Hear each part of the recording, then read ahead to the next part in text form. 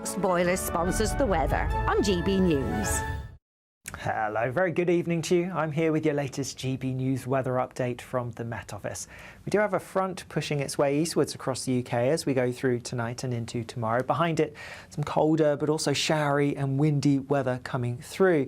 There's an area of low pressure to the northwest of the UK, and it's this that's driving this frontal system that's already brought persistent rain across Northern Ireland. That wet weather then feeding its way eastwards across much of England, Wales and Scotland overnight. Yes, there will be some clear skies following, but also plenty of showers, especially across Scotland and Northern Ireland. Where we get the clear skies, you may expect temperatures to take a bit of a drop, especially as there's colder air coming in, but those strong blustery winds will stop it from getting particularly cold. So we wake up tomorrow morning with a very showery theme across much of Scotland, some heavy blustery showers, strong gusty winds towards the north and west. We're talking gusts of 60, 70 miles per hour, perhaps even up to 80 miles per hour. Could cause some problems during the morning rush hour. Plenty of showers as well, these quite blustery across much of Northern Ireland, but drier across the bulk of England and Wales. Maybe some rain initially first thing tomorrow morning across the east, and a few showers around here and there, but generally a lot of fine weather to be had, and a good deal of sunshine compared to recent days. There will be some cloud around, but it does look brighter for many. Continuing with the showery picture across much of Scotland and Northern Ireland as we go into the afternoon. Some of them could be heavy, some of them could even be wintry over the higher ground. Worth noting, temperatures will be down a degree or so compared to today, and despite the sunshine, feeling cooler because of those strong gusty winds. Then as we go through into Thursday, we do have more wet weather that's coming in from the northwest. That rain could be quite heavy, quite persistent for a time, particularly across Scotland and Northern Ireland, later pushing into northern parts of England and Wales as well. And there's even colder air coming in behind it, and so particularly by Friday there's a reasonable chance of some snow across northern parts. Expect warm spells with the odd rude interruption. Box Boilers sponsors the weather on GB News. Everything you need to enjoy a super summer could be on us this year, as you could drive away with this very latest Benivan 4-berth camper van. This camper van is fully equipped with its own kitchen, bathroom, dinette and plenty of storage. We'll also get your summer sorted with a further £25,000 in tax-free cash that you could spend however you like. For another chance to win a camper van and cash, text prize to 63225. One entry costs £2.50 plus one standard network rate message, or text bonus to 63225. 5 entries cost £5 plus one standard network rate message. Go to gbnews.com/win. Entries start at £2.50. Call 0903 686 3232. Calls cost £2.50 plus your network access charge, or post your name and number to GB20 PO Box 8690 Derby DE1 9TT. Entrance must be 18 or over. Lines close at 4 p.m. on the 1st of May. Please check the closing time if listening or watching on demand. Good luck! Hi, I'm Michelle Dewberry, and my show is your opportunity to cut through all the noise and dive in headfirst to some robust debates. Ideas clash. Situation, because the failure is... You're deliberately avoiding my point. Nothing's held back. And if you think this is the end of it, wait for more. And we do not shy away from the difficult stuff. Sometimes I want to shake people and say, if only you understood. So join me on Jubes & Co weeknights at 6 p.m, only on GB News, Britain's news channel. Westminster, the ultimate clique. And you're fighting like rats in a sack. But here on the Camilla Tominey Show, we ask the questions the establishment media is too scared to ask. OK, let me ask you a straight question, because I know you're a straight-talking politician. Whether it's net zero, illegal immigration or law and order, nothing is off limits. You had the power then. Yeah, as I and say, now you've lost it. That's the Camilla Tominey Show, a politics show that's fearless. But no, let me finish my question if you don't mind, because it is my show. Sundays at 9:30, only on GB News, the People's Channel, Britain's news channel. Westminster's full of talk, but out here, it's the real world. Am I allowed to talk then? No, that's it. This is where it matters, real people and real lives. That's what politics is all about. In fact, has Trump made a good start? No. Straight answers, no spin, and just a couple of pints. How many fingers have I got up? About 10. So join me for Lee Anderson's Real World every Friday at 7 p.m, only on GB News. The People's Channel, Britain's news channel.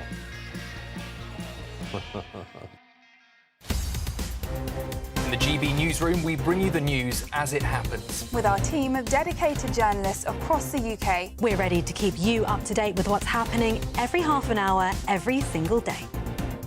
Bulletins here on GB News. The People's Channel. Britain's news channel.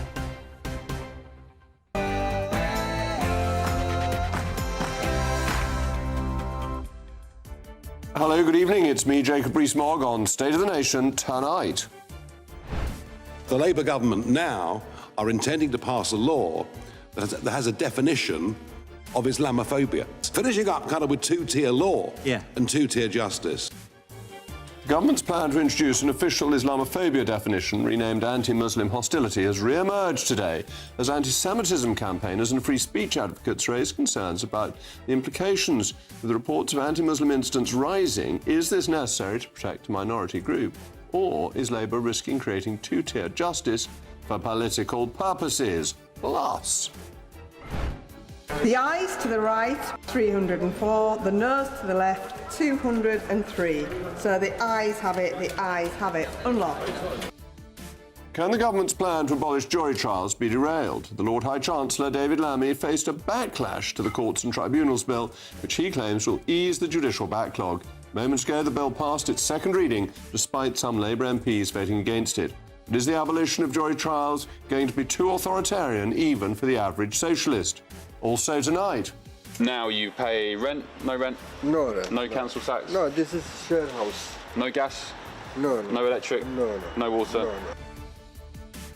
Britain is becoming a cash machine for the world. It's a warning issued by the Conservatives today, as it's revealed that a quarter of non-EU migrants are claiming benefits. Why are we paying for unproductive foreigners to live here? And is reform right that it's time to abolish indefinite leave to remain? And... The British Empire laid the foundations of law, liberty, free speech, and individual rights.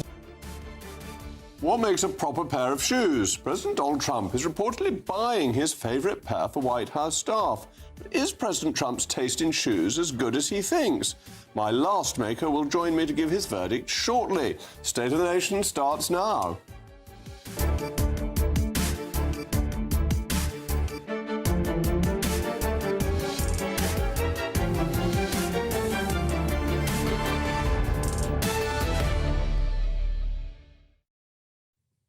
I'll also be joined by my most pugnacious panel, the former editor of The Sun, Kelvin Mackenzie, and the journalist and broadcaster, Michael Crick. As always, I want to know what you think. mailmog@gbnews.com. But now it's your favourite time of the day with the news bulletin from the splendiferous Sam Francis.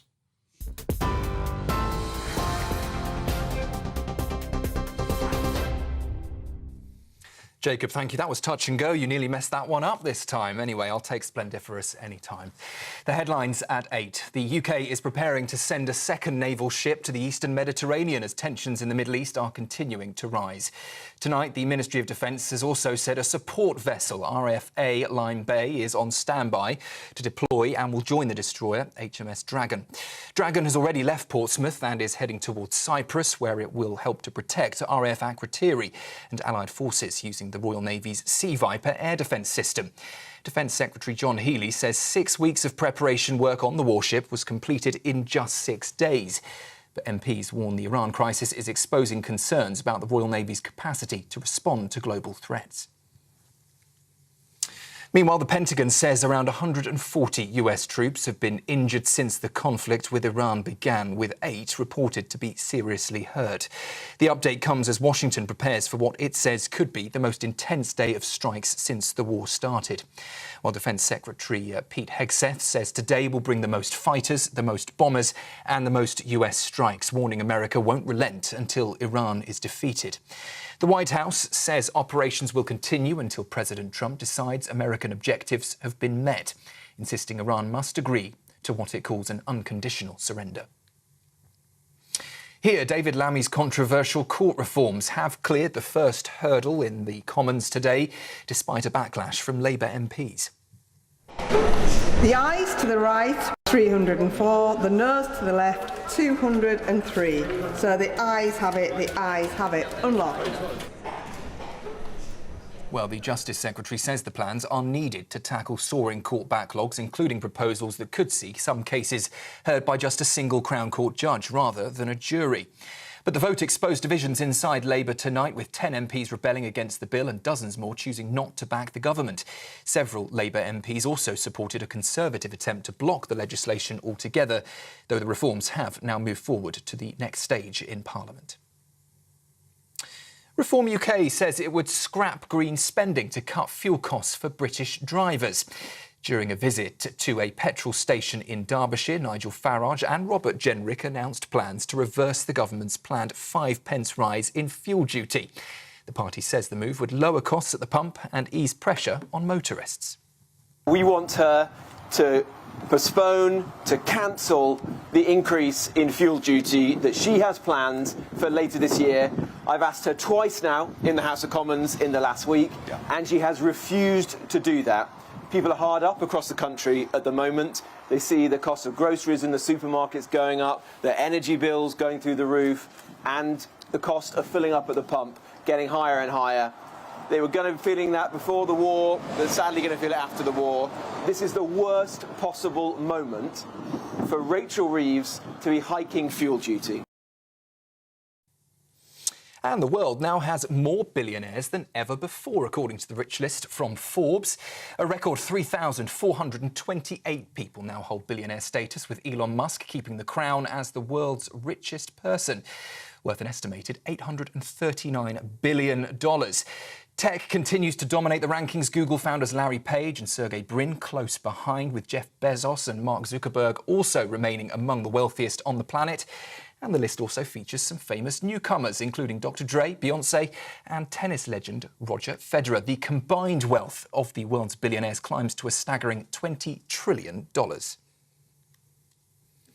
One man, though, who sadly didn't make an appearance on the Forbes rich list. Yes, you guessed it, it is Sir Jacob Rees-Mogg. Never mind. Next time.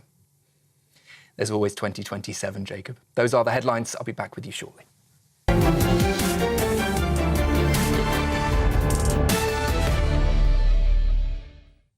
A rose is still a rose by any other name, but is Islamophobia a rose by the name of anti-Muslim hostility? What is actually happening? Let's look at how this government has got into this position. It started with a request that the blasphemy laws should come back, and then Graham Stringer called for them not to. Let's look at what Graham had to say. Can the Prime Minister ensure this House that there will be no introduction or reintroduction of a blasphemy law, either by statute, by judicial overreach, or by a non-statutory definition of Islamophobia? Yes, I can give him that assurance, and it's important that I do so. Well, is this another U-turn? Has Keir Starmer gone for Tahir Ali's view of the world? Will the Prime Minister commit to introducing measures to prohibit the desecration of all religious texts and the prophets of the Abrahamic religion? We are, as I said before, Mr. Speaker, committed to tackling all forms of hatred and division, including, of course, Islamophobia in all of its forms. But this isn't necessarily the view of Nigel Farage, who didn't say it in the House of Commons, but went to say it to the American Congress. The Labour government now are intending to pass a law that has a definition of Islamophobia.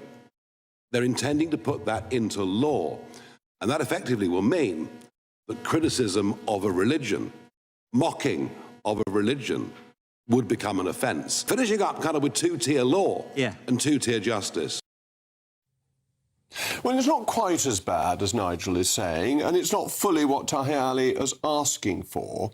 But equally, what has happened is interesting, that it's going to be guidance, it's not going to be law, and it's maintained that freedom of speech will not be affected.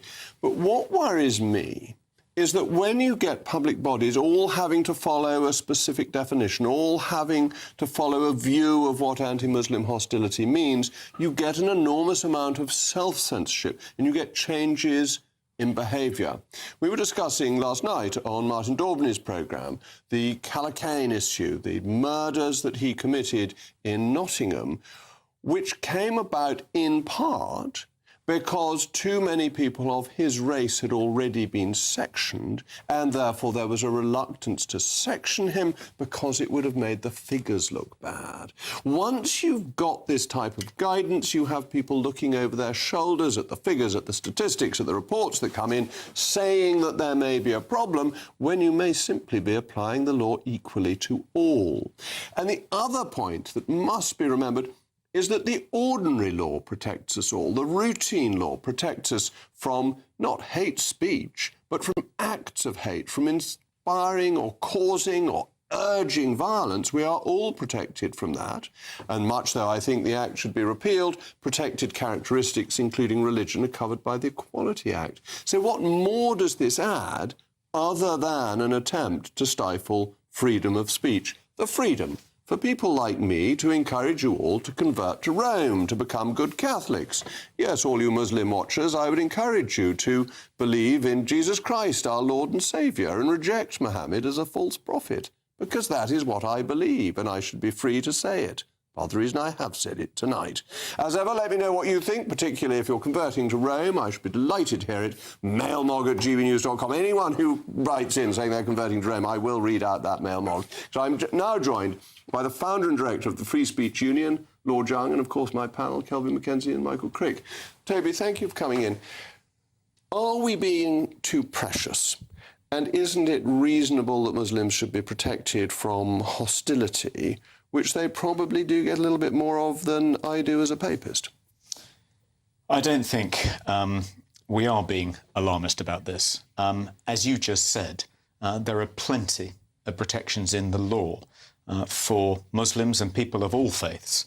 The Equality Act, as you said, protects them from being discriminated against in virtue of their religious beliefs. There are various aggravators in the statutory hate crime framework which make hostility towards a person's religion an aggravated criminal offence. And, of course, it's against the law to stir up religious hatred under the Public Order Act. But does the Free Speech Union support aggravated offences of this kind? No, you have suspicions about those. I do. So try and find out, how far would you go in rolling this back? You think this takes it a step too far? How far back can you reasonably go?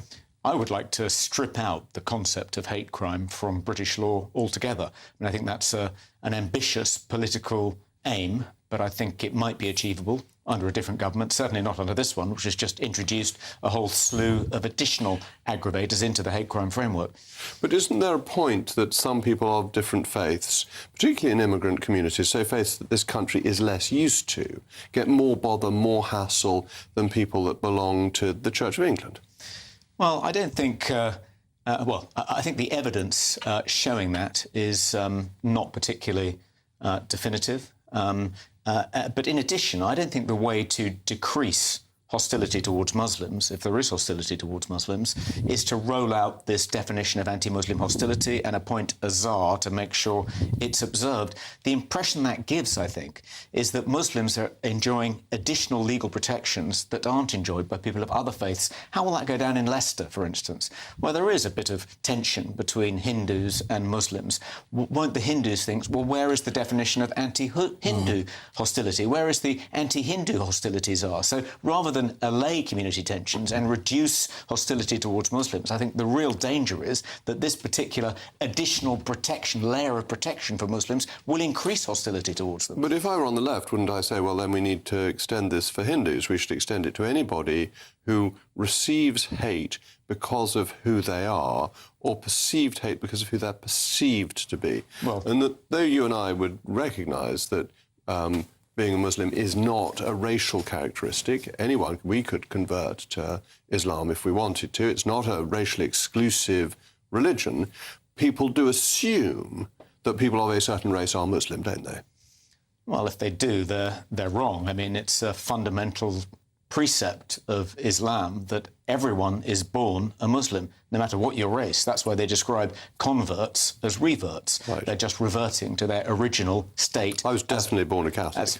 I'm not having this nonsense. I'm not born anything other than... I think you're right. I think some people on the left will start clamouring for the same kinds of protections for all faiths, and the Free Speech Union is about to mount a legal challenge against Steve Reed, the Community Secretary, for embracing this definition and announcing he's going to appoint a czar are to enforce it. We want to stop this from spreading across society. I mean, the idea that you increase social cohesion by providing every faith group with a definition of hostility and appointing a czar to police their neighbours to make sure they're not being hostile. That's the kind of Kashmiri approach to social cohesion. It's not going to produce a happy ending. Well, I look forward to the appointment of the Russian Orthodox czar, which would at least be interesting.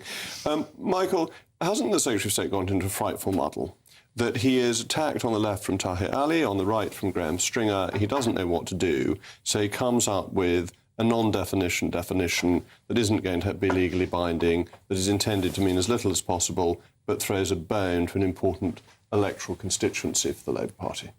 I have real problems with all of this. I just don't know what I think. But let me try and get some principles in place. First of all, the problem you have is that certain religious groups are closely linked with certain racial groups. So, I mean, I know you've just said what you have, but, 99% of Muslims in this country are of an Asian background.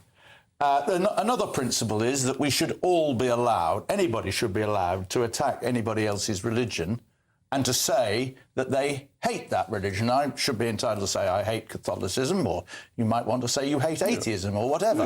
And that is perfectly reasonable within a free society. You'll come up and sit the pearly gates if you say you hate Catholicism. Well, I'm ready for that. But as I don't think the pearly gates existed, you've got. I've lost my train of thought now. Sorry. I suppose my conclusion is, it's probably best to keep things as they are for the time being. We're just getting more and more complicated, more and more regulation, more and more police time, more and more employing lawyers' time in the courts. And actually, I think we find time and again that introducing more laws and regulations is not the answer in many cases, and it diverts from more serious issues. All right, coming to argue against myself, frankly, Catholics don't get any hostility in this country. We're fine. Muslims do. Don't they therefore need and deserve an extra level of protection, particularly from the state, in its own organs, to try and save them from hassle and sort of accidental discrimination that could take place otherwise? So I think there's a number of issues here, one of which, of course, is that Islam in this country is currently, some members of it are attacking other members of our country. Only the other month, two Jews are killed in the name of Islam. Manchester Arena bombing, 7/7. Actually, there's you can't expect people generally to say, oh, well, that's it then, right? They are going to feel worried in the same way as we were anti-Irish when the IRA were blowing us up, in the 80s and the 70s. So I can understand why there is a general feeling of worry about it. Secondly is this. The idea that a government now gets this thing through, he will be the busy, I'm presuming it's a man, but could be anybody, the anti-hostility czar will be swamped. Swamped by, I suspect, Muslims saying X, Y and Z, and hospitals, local government, councils will be joining in. I can see this being a bureaucratic nightmare, which will then lead, right, to somebody, and I should imagine the Greens, saying this does not go far enough, and then we're on the way to blasphemy. Don't even think about it. This is the beginning of a very, very dangerous road for our country.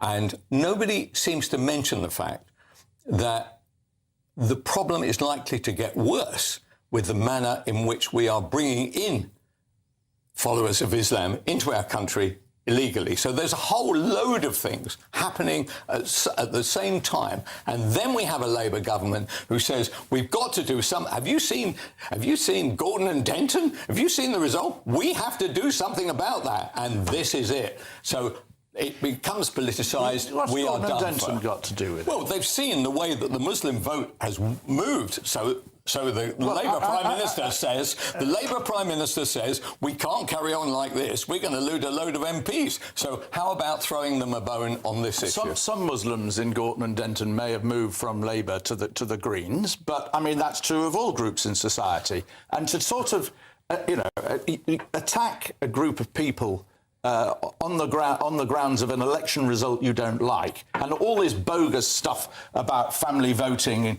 and so on. But what makes you think they didn't? What makes you think they didn't? Everybody else, every political expert I've seen said, they've all said the Muslims voted almost as one to the Greens in order to give a V sign to Starmer. Starmer says, I can't carry on like this. How have you thought about anti-hostility laws? But there are often groups in society who vote largely one way or another. Working class people, trade unions. Working class people don't vote for any bloc anymore. Not anymore, but they used to. They used to. Or the miners' union in Yorkshire or whatever. Unfortunately, we are out of time. Thank you, Toby, and my panel, because we've got this coming up next. Or not, as the case may be. The ayes to the right, 304. The noes to the left, 203. So the ayes have it, the ayes have it. Unlocked. Anti-jury trials tack be derailed. Moments ago, the bill passed its second reading, despite Labour MPs or some of them voting against it. But what happens next? Will it be too authoritarian, even for the average socialist?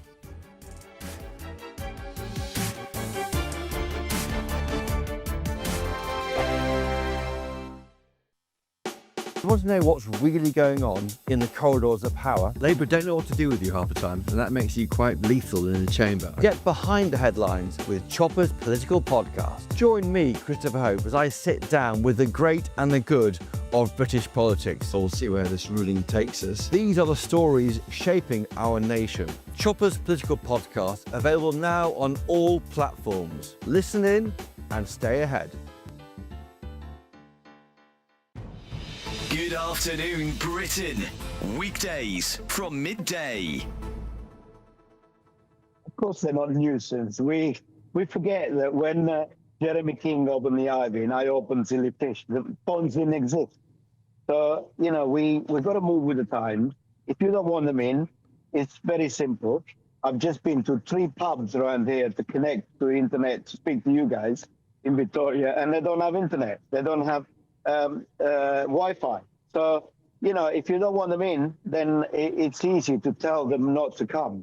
But there is a downside because they are quite influential. That's why they're called influencers. And some of them have got millions of followers. You want them in your restaurants. It's free advertising. I totally disagree, actually. I welcome influencers. I've just opened Aldo's Pizza in Bromley inside the Royal Bell Hotel, and we welcome, without influencers, it's instant advertising, and it's, the social media is what we have to embrace. I've got a 19 and a 17-year-old at home. If I said any different, they will probably never speak to me again. Yeah. But what if it drives your other customers away, regular customers who might come in a lot? Usually these influencers only come in, do a couple of pictures, and they probably never to be seen again. Well, if that's the case, then you need a security guide to tell them not to come in. But it's far and few between. I don't know what the best thing to do is. I don't particularly mind. A lot of restaurateurs can't stand it. GB News, the People's Channel.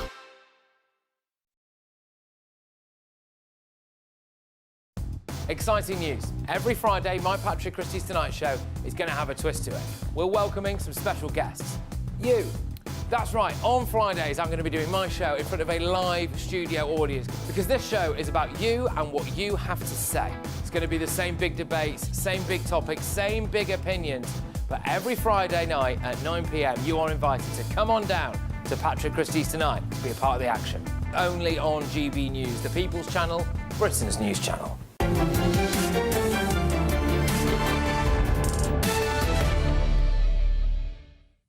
Well, we've just been talking about the definition of Islamophobia, and the male mogs have come in. They're not one saying somebody's converted to Catholicism, unfortunately. Vincent says, I believe that as long as I live, I am free to choose the words I speak. I also believe that I am free to have my own thoughts on all subjects. If this should ever become untrue, I will no longer be living as a free person within the UK. And Cameron says, I don't care what Starmer says or does, even when I wish to criticise Islam or any other religion, I shall do so. Well, thank you for those. Labour's plans to abolish jury trials may still be doomed to fail. The Courts and Tribunals Bill passed its second reading, but with some Labour MPs voting against it and others publicly criticising it. The Lord Chancellor, David Lammy, insists that the move is necessary to tackle the judicial backlog, but a letter signed by 3,200 lawyers, including 300 barristers, has been sent to the Prime Minister calling the plans unpopular, untested and poorly evidenced. So is the abolition of jury trial too authoritarian a step even for some socialist MPs? And could the plans be derailed by the intricacies of parliamentary procedure? Well, I'm joined now an expert in all of this, a former Chief Whip, Lord Harper, and Michael Crick, my panellist, is still with me. Mark, thank you for coming in. You're an absolute expert on parliamentary procedure, a former Chief Whip. It's a modest rebellion on second reading, but does that mean that Labour's in the clear, or there could still be problems to come? No, I think the second of those, I mean, it's not that modest a rebellion, because a rebellion doesn't just mean how many people voted against it on second reading. It also means how many Labour MPs chose not to turn up. It's always quite difficult working that out, because you don't know whether they're not there because they were given permission not to be there, or whether they're not there because they chose not to be there without permission. The real test will be when it gets onto the report stage, when they're going through the detail of the legislation and all MPs can vote on it. My guess would be, and I think this is what Carl Turner, the leader of the rebellion, for what it's worth, is going to do, is he'll put down some amendments to try to take those sections out of the bill. Those are the key votes which will determine whether this survives or not. Speaking as a former Chief Whip, how dependent are votes on the authority of the Prime Minister? Did you find that when the Prime Minister was at the top of his authority, it was easier to win votes, or are people loyal and disloyal pretty randomly? I think it's partly true. Clearly, if the Prime Minister is very popular and people think that they're keen to join the government, they think the Prime Minister is going to lead them to a victory at the next election, that makes them much more likely to do what the Prime Minister wants to do. The key thing on the timing here is these key votes on the jury trial proposal are going to be after the local elections, and I don't think there's any serious analyst of politics who thinks that the Prime Minister is going to do very well at those local elections. So I guess he's going to come out with his authority weakened, which I think will strengthen the hand of those that don't want to support this change to jury trials. Of Carl Turner, and it wasn't a manifesto commitment. It will therefore come to the House of Lords. But to a House of Lords denuded of the hereditary peers, what are you expecting when it gets to the Lords? Because the Lords has historically been quite a strong protector of jury trials. Yes, well, look, first of all, I don't think we should just assume it's a foregone conclusion it gets to the House of Lords. I think it's entirely possible that it actually gets defeated in the Commons. I was looking at, there were some very powerful speeches today. Well, I think we should see one of those. We've got Charlotte Nichols' right. amazing that was the speech. One that I think we ought to see that. I care profoundly about rape victims facing intolerable delays for their day in court. I know only too well what that feels like, as after being raped at an event that I attended in my capacity as a Member of Parliament, I waited 1,088 days to go to court. It is because I have been raped that I'm as passionate as I am about what it means for a justice system to be truly victim-focused. It is because I have endured every indignity that our broken criminal justice system could mete out that I care what kind of reform will actually deliver justice for survivors and victims of crime more widely. We promised in our manifesto specialist rape courts. This bill isn't that. And that was a really very powerful speech, because it was coming from a side of the argument that's simply saying you've got to deal with the delays, you've got to support victims, and getting rid of jury trials is basically irrelevant to that. That's exactly right. And the reason why it's particularly powerful, she's, of course, waived her right in that process for anonymity for the terrible events that happened to her. The reason why it's powerful is David Lammy's put together a group of female Labour MPs who've been arguing for the change to make sure that women and girls get speedier trials. And Charlotte's speech there was basically saying she's not having that. She doesn't think this is the right reform to speed up the justice system. And the amendment we put down in the laws today, which obviously didn't win given our relative numbers, was about putting more resources in, looking at new technology, looking at ways of speeding up the actual mechanics of the process, which are much more likely to speed things up than getting rid of jury trials in a relatively small number of cases. Which is a fundamental protection of liberty. Correct, and I think there's a real problem. The cases that they're talking about getting rid of jury trials for, they're not trivial offences. They're things that for, honest men and women, if you get accused of theft or assault or some sexual offences, those are incredibly serious offences which can devastate lives. And at the moment, those are triable either way, which means you have the right, as a defendant, it's not the judge's choice or the state's choice, you have the right to elect for a jury trial of your peers. And I had the opportunity last year to serve on a jury, and obviously you can't talk about what happened in the jury room, but having served on one, my faith in the system was strengthened watching ordinary people from a range of backgrounds weigh the evidence very carefully, take the process very seriously, and make an important decision, and I want to protect it. Michael, cost saving, efficiency, are these good enough arguments? Well, I'm not sure that it'll work out as the government is claiming. They're going to have to recruit more magistrates, more full-time ones, more part-time ones, if there's going to be more work in the magistrates' court to get through this backlog. The answer might be actually to have to spend more time in the Crown courts, longer time in court each day, or more sittings at weekends. That might be an alternative way of doing it. And if it's to deal with the backlog, well, in that case, why don't they say, OK, we'll reduce the backlog, and then when the backlog is back down to normal levels, we'll rescind this measure. They're not saying that either. So it's unreasonable. And at the end of the day, I've actually done about 9 juries. I had 4 stints on jury. I don't know anybody who's had more than me. And I must have served on about 9 trials. And OK, not everybody on each jury was ideal. There were some who weren't really listening and didn't really care, and some who were just stupid. But overall, I think the juries, in virtually every case, did reach what I regard as the right decision. And my fear is that if I was up for theft or a serious crime that would ruin my reputation, I would want the judge of my fellow citizens rather than a full-time judge, full-time magistrate who may have become establishmentized by the whole process. Horrible word. I couldn't think of another one at the time. Well, yes, jaundiced through experience. Yes. Anyway, Mark, thank you very much. Michael, as always, coming up in just a moment, Britain is becoming a cash machine for the world. It's a warning issued by the Conservatives today as it's revealed that a quarter of non-EU migrants are claiming benefits. So is reform right that it's time to abolish indefinite leave to remain?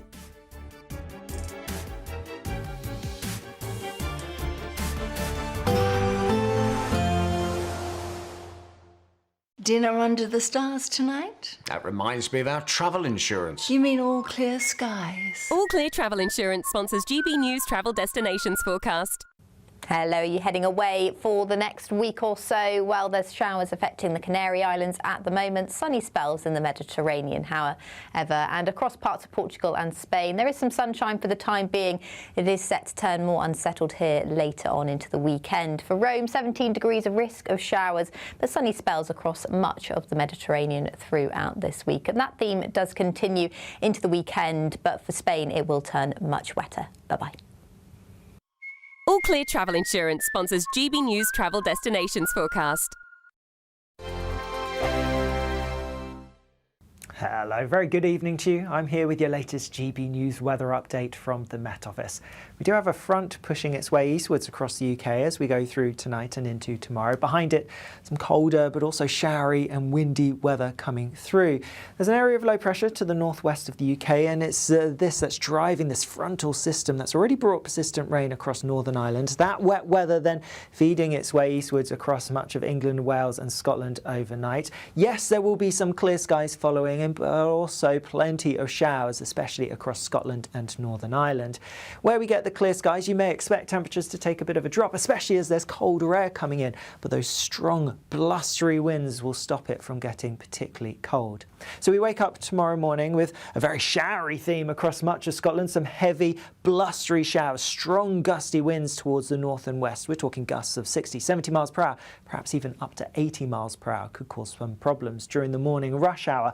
Plenty of showers as well, these quite blustery across much of Northern Ireland, but drier across the bulk of England and Wales. Maybe some rain initially first thing tomorrow morning across the east, and a few showers around here and there, but generally a lot of fine weather to be had, and a good deal of sunshine compared to recent days. There will be some cloud around, but it does look brighter for many. Continuing with the showery picture across much of Scotland and Northern Ireland as we go into the afternoon. Some of them could be heavy, some of them could even be wintry over the higher ground. Worth noting, temperatures will be down a degree or so compared to today, and despite the sunshine, feeling cooler because of those strong gusty winds. Then as we go through into Thursday, we do have more wet weather that's coming in from the northwest. That rain could be quite heavy, quite persistent for a time, particularly across Scotland and Northern Ireland, later pushing into northern parts of England and Wales as well. And there's even colder air coming in behind it, and so particularly by Friday there's a reasonable chance of some snow across northern parts. Westminster's full of talk, but out here it's the real world. Am I allowed to talk now? No, that's it. This is where it matters, real people and real lives. That's what politics is all about. In fact, has Trump made a good start?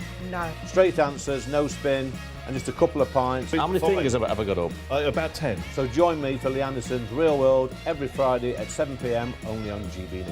The People's Channel, Britain's news channel.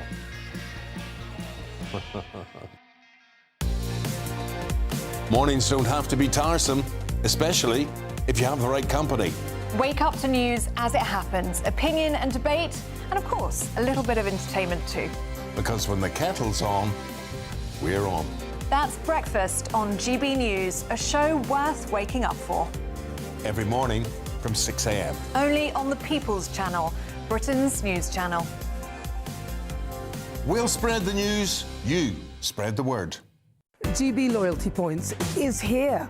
They're our way of saying thank you for spending time with GB News. Through commenting on your say, voting in You Decide polls and shaping the debate, you can earn GB Loyalty Points.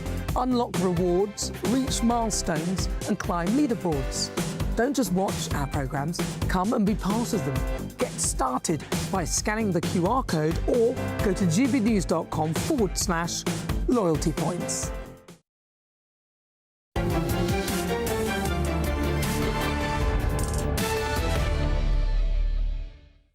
Britain is becoming a cash machine for the world. It's the warning from the Conservatives today after new analysis revealed around 1 in 4 non-EU migrants with settled status claiming benefits. Figures show that nearly 180,000 people with indefinite leave to remain were on universal credit at the end of 2024, and 1.6 million more, which could lead to 400,000 further claims, are expected to gain the settlement over the next few years. So should migrants with indefinite leave to remain have access to benefits, and is reform right that it's time to abolish indefinite leave to remain altogether? Well, I'm joined now by my most pugnacious panel, Kelvin McKenzie and Michael Crick. Kelvin, don't these poor dears deserve some money? I mean, they've had a difficult journey over. They're nice people. Some of them we asked to come. They've worked. They might have paid tax for a week. And we're a nice, friendly country. Let's just deal with the situation. Actually, when they come here, if I were Prime Minister, which must be having seen the way that politics is splintering out now, it must be a distinct possibility. If not in 29, then it's certainly in 34. I would be saying that if you come here, one of the aspects of it is you cannot claim. You will not be allowed to claim. We are giving you the chance, a chance which you couldn't make in your own country, and you can make it over here. And on that basis, you can't be a burden to us, even under any circumstances. So you don't get housing benefit, you don't get any of the universal credits. And I would make it as simple as that. And then they can decide for themselves whether actually they think this is a bet worth taking, or whether they do well. Would you say they don't get child benefit? They don't get anything. They don't get anything. Access to the NHS? They just have to simply... they can have access to the NHS, I suppose, because mainly the doctors would probably go on strike if they didn't. But everything else, I'm afraid, this is now. I saw the number the other day, the day. I think this was a story in the Sun, actually, an exclusive story in the Sun. Was going to be 5.5 billion. Honestly, if we haven't got 5.5 billion, I don't want to give it to a collection of people who are coming here allegedly to make better lives. Let them try and make their better lives, and I wish them well. But if it doesn't happen, I don't want to fund them. That seems fair, This is rich for you, Jacob. I mean, over the 4 years, 2021 to 2024, 2.4 million people came to this country. You were a cabinet minister during that period. Your government, particularly the Boris Johnson government, and you were behind Boris Johnson's election, deliberately encouraged people to come to this country because of the state of the economy. We needed labour, and now you're complaining about it. Now, in actual fact, if they're on universal credit, and your researchers for this programme have no doubt given you the figure to the question I'm about to ask, what proportion of those people are getting universal credit to top up their low pay? Because a lot of these people will be you've been talking as if none of these people are working. A very large proportion of these numbers will be working. But the whole basis of them coming in was that they met a salary threshold. So they must now be earning less than the salary threshold, otherwise they wouldn't be entitled to universal credit. So therefore they should go, shouldn't they? Well, no, but the country needs them, and the country needs them. We don't but need employers in this country are not willing. I mean, people in social care, for example, earn barely more than the minimum wage. And yet we have got thousands, tens of thousands, probably hundreds of thousands of people coming here to work in our social care homes because nobody else wants to do it. And they're being very poorly paid, and quite rightly, their pay is being topped up with universal credit. It's very easy to say glibly that people here don't want to do it. They don't want to do it because it's not paid enough. And what mass migration has done is kept down the pay of the lowest paid jobs. And that's been its biggest failure. That's why we've got 9 million people economically inactive. Well, there's some truth in that. However, the other point I would make is actually the Home Secretary, Shabana Mahmood, issued a consultative paper, which I don't think you mentioned, last November, where actually they're considering all sorts of ways of deterring people from coming to this country because there's a recognition that the numbers have been too high. I think the danger is you may go too far the other way because we're going to have declining populations soon. Well, we already are in terms of births and deaths. Isn't Kelvin right that if you want to come here to make a better life for yourself, wonderful, that's fine. But make a better life for yourself. Don't expect that better life to be made on benefits paid for by people what already about here. somebody who comes here, works for 6 years, maybe on even quite high rates of pay. Then they go through a period of unemployment. Is it not reasonable that while they're doing that period, having paid their taxes for that length of time, and these are some of the points that are considered in the consultative paper from Shabana Mahmood. We don't have a contributory welfare system in that way. Perhaps we should, but we don't. Well, what I'm saying is that if people have contributed to the exchequer for a long period of time, and then they've got a period of unemployment. But I don't think 6 years is a long period of time. Sorry? 6 years isn't a long period of time. If they've done it for 50 years, that's one thing. They may have. Well, nobody works. Hardly anybody works for 50 years, and you know it. Yes, well, he does. I do. But seriously, what about me, sir? But seriously, there comes a point at which they have to be treated on equal terms with the rest of us if they're going to be integrated into society. Well, but this bashing of migrants all the time and this bashing of welfare claimants, when a lot of the people having their pay topped up by schemes devised by your colleague Ian Duncan Smith, I'll remind you. But we can't afford it, is the problem. I think one of our problems is I think if we were a more productive society, creating more wealth, I think we could afford to be more generous. What I'm concerned about is actually we're now in a position now where we literally have graduates. I see that even graduates with master's degrees are now struggling to make. You know, they would have been better off if they left at 16. We have a situation now. I don't want to see any of our current indigenous population out of work. under any circumstances. So if that means we have to say, I'm afraid, no more migrants now for the next 7 years, and actually we will become more productive because we will actually end up using more tech and our own people. Everything will be fine. All right, I've got to move on, unfortunately, but I do agree with our future Prime Minister, Kelvin Mackenzie. 2034, he will still be a very young man. A government spokesman said the Home Secretary recently set out new conditions to get indefinite leave to remain, including being in work and having no criminal record. We are also planning to double the standard time for migrants to settle in the UK to 10 years and increase the period of time it takes to access benefits. Coming up in just a moment, what makes or who makes a proper pair of shoes? The President of the United States, Donald Trump, is reportedly buying his favourite pair for White House staff. But is President Trump's taste in shoes as good as he thinks? My last maker will join me to give his verdict shortly.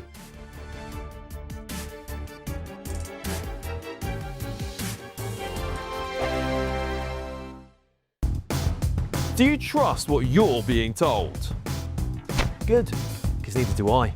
Those are just facts. I'm Alex Armstrong, and on my show, we'll expose the spin. Well, I want to answer that, because you didn't let me last time, because you always speak over me. The broken promises. To deny that is denying the truth. And the hypocrisy. Allow. Stop. You think we can allow? Politics, policy, parliament. Nothing is off limits. No sugarcoating, no fear of offence, just the truth laid bare. Tune in every Saturday and Sunday at 9 p.m. for Alex Armstrong Tonight, only on GB News, Britain's news channel. Hi, I'm Michelle Dewberry, and my show is your opportunity to cut through all the noise and dive in headfirst to some robust debates. Ideas clash. Situation, no, isn't it? No, Because the failure is... You're deliberately avoiding my point. Nothing's held back. And if you think this is the end of it, wait for more. And we do not shy away from the difficult stuff. Sometimes I want to shake people and say, if only you understood. So join me on Jubes & Co. weeknights at 6 p.m, only on GB News, Britain's news channel. Join me, Nana Akwe, for an informative, interactive news programme with a difference. It's fun. No, he didn't say that, Dave. I'm so surprised. I think there's an element of truth to that. Join me from 3 p.m. every weekend, only on GB News, Britain's news channel. Decisions made in Washington aren't just shaping America, they're shaping Britain too. From migration to global security, from crime to health. Whatever happens in the White House today will be felt in your town or city tomorrow. That's why The Late Show is live from Washington, D.C. Cutting through the politics to show you what it all means for Britain. The Late Show live every night at midnight. Only on GB News, Britain's news channel. 5 hosts, 5 opinions, 5 fearless debates, 5 unfiltered takes on the day's news. 5 reasons not to be anywhere else on Saturday night. This is the Saturday 5. You got me good there. Britain's biggest Saturday night TV show. It's not a bad brand. Yeah. Uncensored. Very, very, very easy tonight. On the unpredictable. What did she say? Can you translate it for us? And always entertaining. And how can a country go from being led by William Wallace Saturday nights from 6 p.m. only on GB News, the People's Channel. Britain's news channel. You're going to want to stay tuned, trust me. In the GB newsroom, we bring you the news as it happens. With our team of dedicated journalists across the UK, we're ready to keep you up to date with what's happening every half an hour, every single day. Bulletins here on GB News, the People's Channel, Britain's news channel.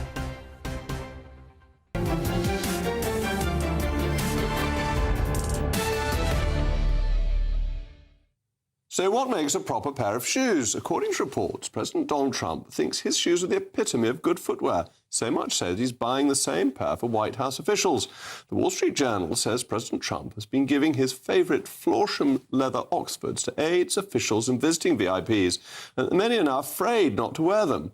Well, are they good shoes, or should Donald Trump change his shoemaker to the best of British? Foster & Sons. Well, I'm joined now by the last maker at Foster & Sons, Simon Bolzoni. Simon, thank you very much for coming in. If you were to advise the President of the United States on his footwear, what would you say to him? Would you say he should stick to these Florsheim shoes, which seem a bit cheap to me? Yeah, I'm a bit concerned about how the quality of those, because the price seems very cheap. I mean, it's less than what I'd imagine the material costs are. So yeah, and I've had a little look earlier as well, and I saw some quite ill-fitting shoes on. So there's some gaps at the back and all sorts of things. So maybe he also needs to do a little bit of training in terms of fitting. So he could get better fitting shoes, and he could get better fitting shoes from you. How would you go about it if you were to make a pair of shoes for Donald Trump? Well, I mean, we travel to the US, so that'd be quite easy for him. I'm actually going to Washington, D.C. in a week's time. But yeah, firstly, we fully hand make the shoes, so I'm actually a last maker. So I'd measure him. I'd make a wooden form like this one here. And this one belonged to? We made shoes for Charlie Chaplin, who's one of our customers. Do show it to... So this is actually his original last, which we would have made his shoes on. So you can see all these holes here are actually where... where you made new pairs of shoes for him? Yeah. So you'd make a last of Donald Trump's foot? That's correct. And then ask him what type of shoe he wanted? Yeah, so when you're measuring someone, usually you design the shoe at that moment in time. So you choose the leathers, you choose, if he wanted an Oxford, we'd have some samples there, and you could pick out whatever colour he wanted. You could change the design, it's fully bespoke. And then back in the workshop in London, we'd make the last, we'd cut a pattern, custom-made pattern off the last, and then we'd start making the shoe. And how long does it take to make a last? And do the lasts need to change as people get older? You were saying his feet seem to be Yeah, there's some supination. Supinated. Yeah, so basically he's walking on the outside of his feet. So he probably could do with some extra arch support, but also maybe some sort of correction. So it'd be quite uncomfortable, I think, and he'd also wear the outside of his shoes quite a lot. And so if you made a last for him now, that would take care of all of that and would help get his feet into a better position and make his walking more comfortable. Yeah, that's correct. Yeah, exactly. So, so all of those things the left and right feet also, you remember, that are different sizes. So, the left and right shoes will be different. They're not a pair. And yeah, if there's any, if someone comes to have their feet measured, then all of that's taken into account, including if they've got a very high instep. And a lot of the time, if someone has a high instep, they walk on the outside of their feet because the ball of their foot is a bit lower than the rest of the metatarsal head, so it sort of wants to be at a lower level, and usually the arch is quite high, so it just pushes all the weight onto the outside. And in terms of the shoes you've got here, you've got a fairly standard Oxford and then a more decorative brogue. Which are your more popular choices with your customers? Yeah, I guess I brought these because in the US, a lot of the clients over there really do like quite sort of London. This is called like a London tan colour. Mm-hmm. So this is quite a popular style, and they don't mind having sort of embellishments like. And do they wear brown in town? They do. Oh my yes, goodness! Especially in New York for some reason. Yeah, yes. Quite light tans as well. Yeah. So, but it's just different. I mean, from east to west coast, it's like the style is so different. So we travel all over America, but. In the UK, like our London clients, mostly, if they're in town, yes, the rules still apply. So still black shoes, yes. Yeah. And you go out to the US how many times a year? 3 times a year, spring, summer, autumn, and we do 8 different cities at the moment. So it's quite a bit of travel. So you're a good export earner for the UK. Yes. Is that where most of your business is? Yeah, even historically, actually, yeah. So we've been going over there since before the Second World War. It's called a trunk show because we used to go... OK, used to take trunks with you. Oh, yeah, exactly. And other famous customers? Charlie Chaplin, perhaps the most famous? Yeah, well, I mean, Queen Elizabeth. Right. President Roosevelt. Oh, did you? Right, so you've got presidential history. That's correct. So you're going back to the White House, not... Yeah, I mean, even now, I mean, we don't obviously talk about sort of...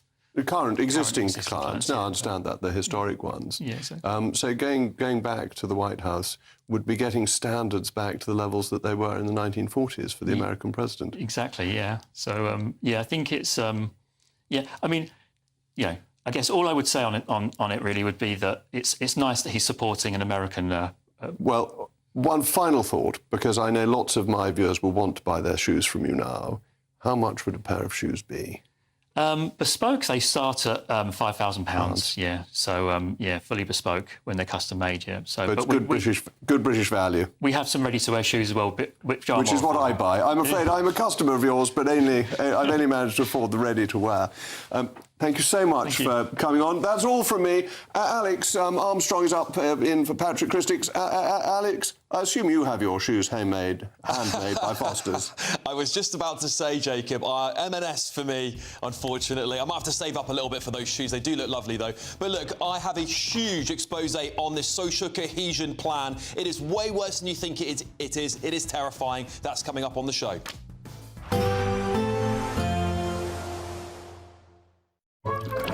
Warm and cosy, with a chance of zero visibility. Boxed Boiler sponsors the weather on GB News. Hello, very good evening to you. I'm here with your latest GB News weather update from the Met Office.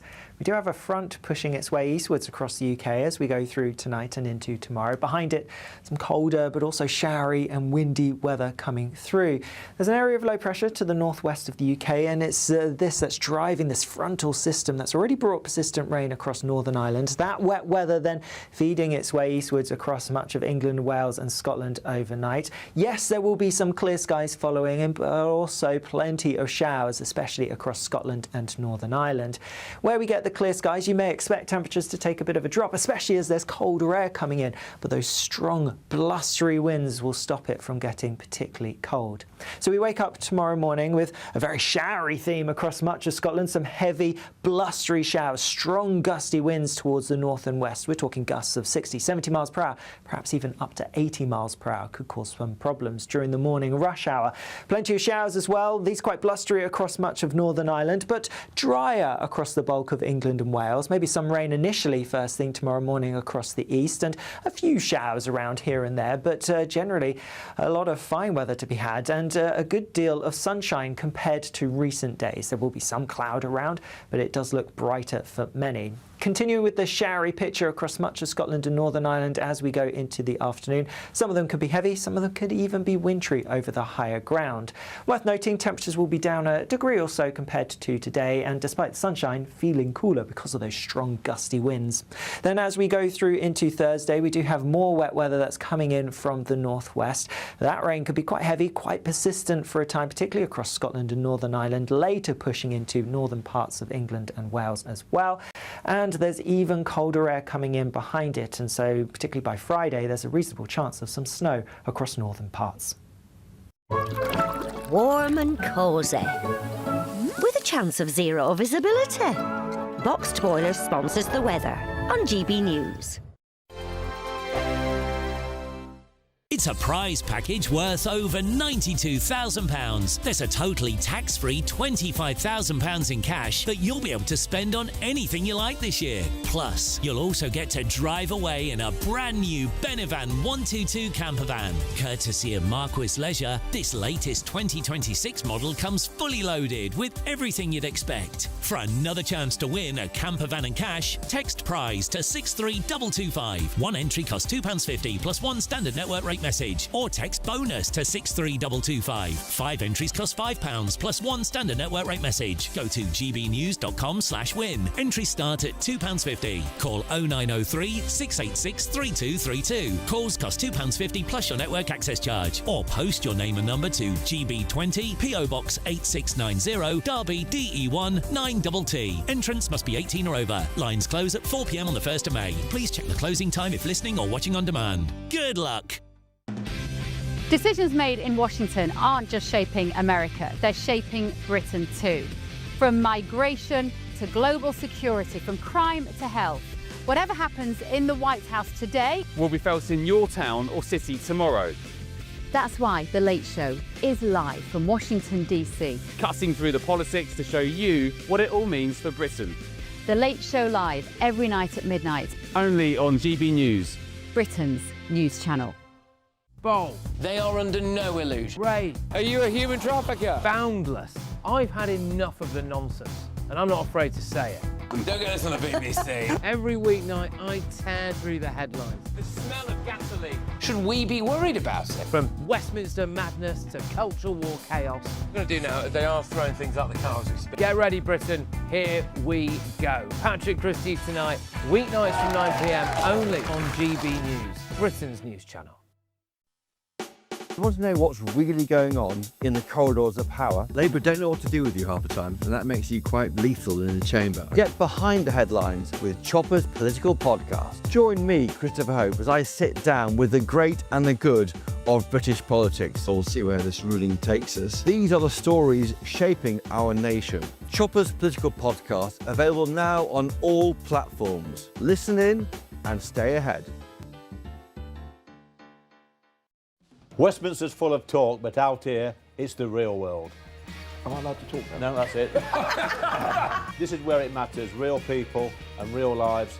That's what politics is all about. The fact has Trump made a good start? No. Straight answers, no spin, and just a couple of pints. How many fingers have I ever got up? About 10. So join me for Lee Anderson's Real World every Friday at 7 p.m, only on GB News. The People's Channel, Britain's news channel.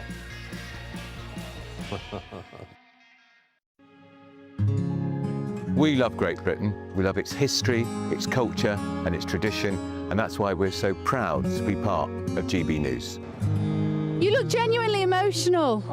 Oh, come here. GB News does pay attention to those who are ignored by the mainstream media. The majority of this country whose forefathers fought and died to maintain liberty, to fight for freedom of speech. The rule of law, the rights of property and democracy. This is the heritage that our country should be so proud of. Which of course includes our Christian heritage. There's been a huge resurgence in the number of people going to church. Perhaps they're not finding what they're looking for, and they're looking for something a bit deeper, a bit more truthful, a bit more akin to Britain's Christian heritage. That's right, get ready, because the most exciting night in general election history starts now!